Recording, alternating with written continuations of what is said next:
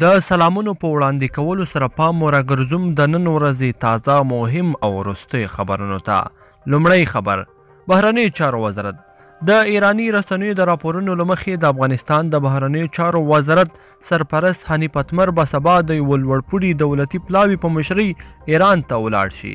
که څه هم ایران ته د نوموړي د سفر په اړه نور جزئیات نه دي ورکړل شوي، خو تېره اونۍ ولسمشر غني د بهرنیو چارو سرپرست ته سپارښتنه کړې وه چې ایران ته ولاړ شي او په دغه هیواد کې د کډوالو پر موټر د ایراني ځواکونو له لوري د ډزو په پایله کې د یو شمېر افغان کډوالو د وژل کېدو په اړه پلټنې او تحقیقات وکړي. دوهم خبر: په کابل کې د امریکایي سفارت یو شمېر ډیپلوماټان، قراردادیان او سیمهییز کارکوونکي په کرونا اوبه اخته شوي دي.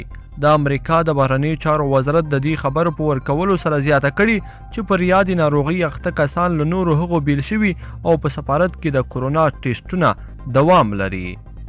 دریم خبر: د کورنیو چارو وزارت د کابل امنیت د عمل پلان جوړولو لپاره 3 ورځنی سیمینار پیل شوی دی. د کورنیو چارو وزارت ویان طارق آریان وایي په دې 3 ورځنی سیمینار کې 7 کمیټې موظفې شوي څو د کابل ښار د غوره امنیت ساتنې لپاره پر مشخصو طرحو کار وکړي.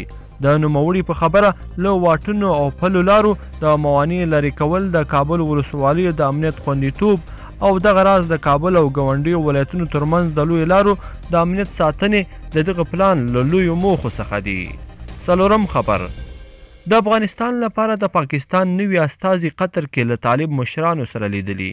د افغانستان لپاره د پاکستان ځانګړی استازی محمد صادق خان له ټاکل کېدو 10 ورځې وروسته قطر ته ځي چې له طالب استازو سره هلته ویني. د پاکستان د بهرنیو چارو وزارت ویلي چې محمد صادق خان د روانې میاشتې په 14 او 15 په دوحه کې له ملا غني برادر سره کتلي دي. پنځم خبر: ننګرهار د ننګرهار ولایت مقام ویلي چې سږ کال د دغه ولایت په 6 ولسوالیو کې پر 30,000 هکټاره ځمکه هندواڼې کرل شوي دي چې تیر کال په پرتله حاصلات 10 سلنه زیات شوي دي.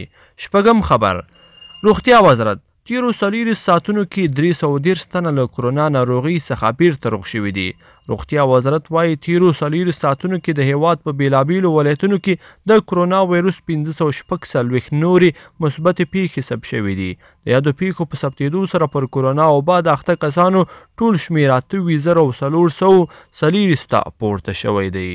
درنو لیدونکو، په دې هیله چې دغه د نن ورځې خبري ټولګه به مو راسره تر پایه پورې کتلې وي. که مو ویډیو خوښه شوې ویډیو لایک کړئ، د سره او چینل هم سبسکرایب کړئ.